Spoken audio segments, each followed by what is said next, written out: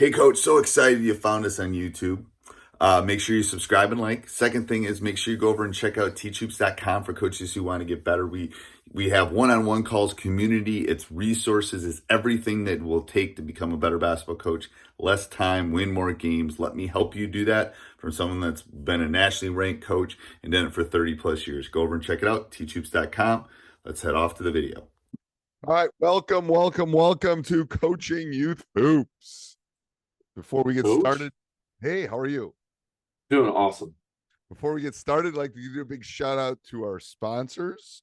First of all, obviously, coachingyouthhoops.com, the one-stop shop for basketball. It's a Swiss Army knife for youth basketball coaches. How about that, Coach? I've never mentioned. Coach in a box, as someone told me the other day, which I love. Coach in a box, everything you need. Yeah. We'll keep this G-rated, but there's an SNL thing about something in a box. And then what's our other sponsor, Coach?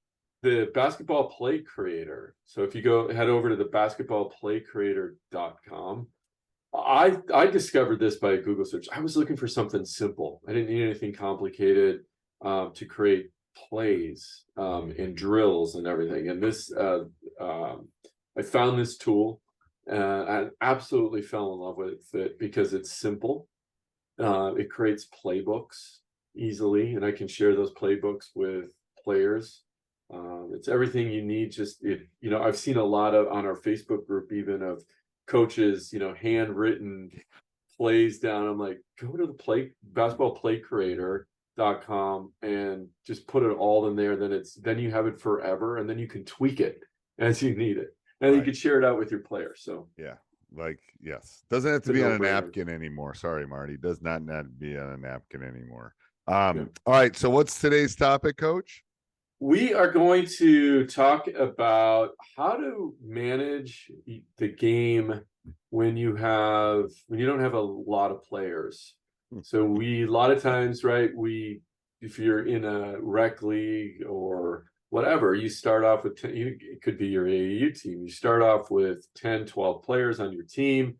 Tournament time comes around, and all of a sudden you're short players because they're on vacation. They got other sports going on. Right. Whatever. Johnny gets the flu or strep throat, I mean, it's crazy. So both of us have coached a lot at this level. It's like you show up to practice, think you're going to have 9 or 10, and you have 4. Yeah. Right. It's like you go, what? Like my entire, I spent all of the afternoon figuring out what I was going to do, and now I gotta pivot, because I just don't have enough things. Well, I have 16 on my summer team. Okay. Right. People thought I was crazy. Like, why are you carrying 16? Because I know that throughout summer I will have maybe 7 or 8. Right. 50% gone. And that's gone. Actually, and they should be gone. They're on family vacations. Right. They're doing something. Absolutely. But it's like, not blaming them, but you still have to manage the game. Yeah. So here I have a couple theories with this. First theory with practice is you always in the back pocket have to have skill work in your back pocket. When your numbers are low and you got 4 or 5, your small sided games, your 1-on-1, your dribbling, your 2-on-2, your passing. Exactly. Yes, whatever you have. So I usually had 2 or 3 just sheets of stuff I was going to do, because when I show up and I didn't have enough, that's what I would pull that one out. I'd put the one I'd save the one I made out for the actual practice, and I go, okay, we're going to do it's skill work. Looks like it's skill work today. We're going to work on our individuals and small sided stuff. So that practice is a lot easier. The bigger issue, I think, and you tell me, is the games when you have 5 or 6 guys. Yeah, when you have 5 for the games. How do you do? I ran into this. I ran into this the other last weekend. Like I said, 16 players on the team. Had to borrow 2 from another team, right? Or call some players that I knew that were playing for somebody else, and they don't know the plays and they haven't practiced together. They're basketball players, but the other issue we had was, I like to run a fast-paced game, up and down, score quickly.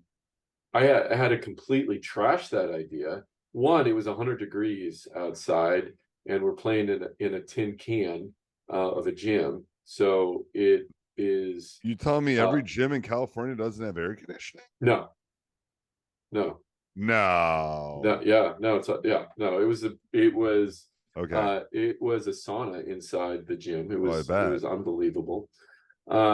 So I knew it was going to be that. We had back-to-back games, one at 5, one at 6, 3 minutes in between games, and I'm like, okay, I could play with 6, right? But they're Right. going to be just tired. And plus, my point guard had 2 bum ankles from the game before. Overplaying. So Yes. yeah, so now they're in the heat, they're playing. I'm like, what do I do? Right. So I told them, this is my pre-game speech. Everything I taught you all season long, throw it out the window.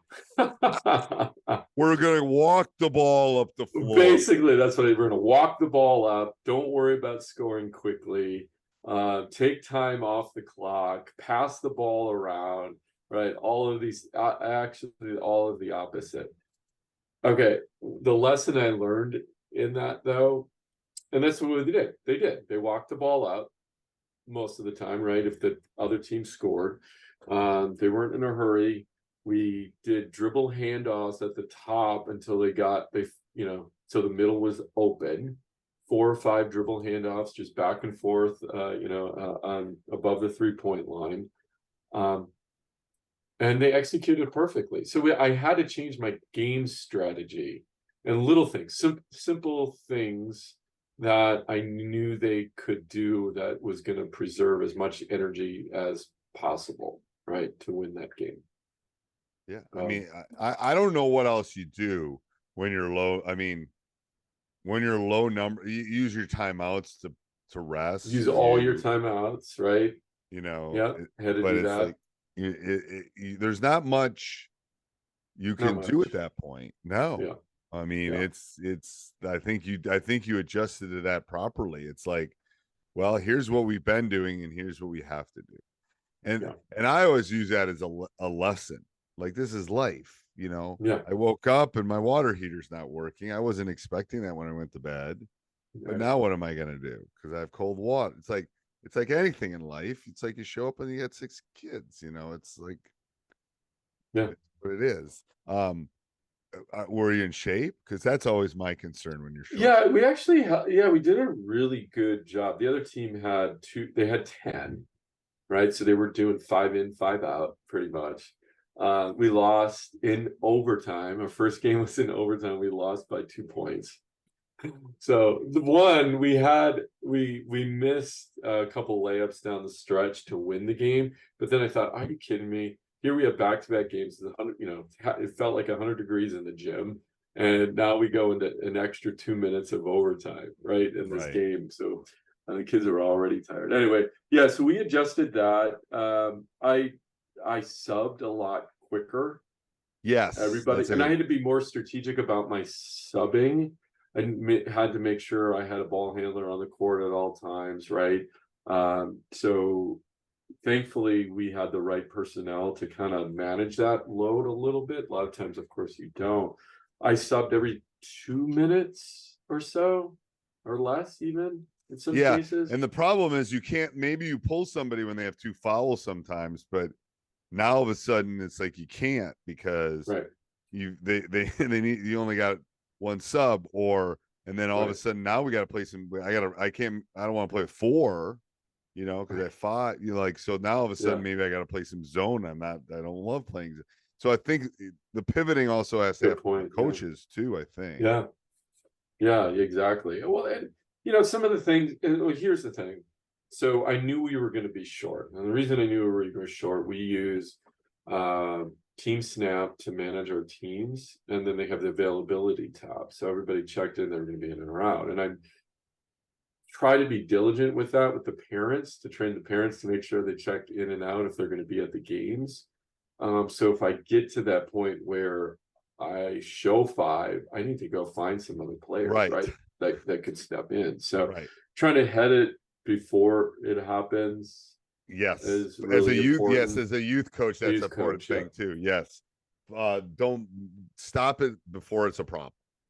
Yeah, Yes. I mean, if even, I know a lot of coaches, you talk with the CYO, they know, oh, that kid, if it's winter season, although he might be a good athlete, but his primary sport is soccer, he's doing travel soccer during basketball season. So it's Right. like, yeah, you know what? I'm not going to recruit that. He's not going to be my number one pick because I know he's not going to be at games or practices, right? Right. So that's another thing to think about when you're doing your draft, or if you don't have a draft, then you kind of get the team that you have. But there's you can look at some things like that up front, right? Either the team Right. snap or even during your draft Love to that. deal with it. But you might have to change your game philosophy, sub more, use all your timeouts. If rely, obviously a pre-game speech and say, look, what I always say is, look, to the players, if you see anybody on the bench, no, we're on an island. Right. You guys are on an island. This is Now us. you have to survive. Right? It's us. It's Yeah, totally it's just us. us. So there's no breaks. You're not coming out of the game. You're playing the whole thing, right? Do the best you can, and that's all we can do. And then at the next practice, get on your teammates. Where were you? Yeah. Right. It's you got to do what you got to do. But yeah, I know that's a bigger issue, I think. Yeah. At the youth level, that's tough though, right? I know, but And the kids don't have the kids. It's not the kids' choice. Well, that's the issue I have at the youth level too, and they're not showing up. It's mom or dad's choice most of the time. Yeah. So I can't get mad. I'm not mad at the kid. Like when they're 17 and they're making a choice to go hang out with their girlfriend, then that's their choice. That's a different story. Because they can make it. Anything else, Coach? Nope, that's it. All right. Make sure you go over and check out coachingyouthhoops.com. Some great stuff coming up soon. Bye-bye. Awesome. Okay, my wife keeps calling me. Hold on. Hey, Coach, so glad you enjoyed the video. I hope you enjoyed it a lot. Actually, if you did, subscribe and like, and then go over and check out teachhoops.com for coaches who want to get better.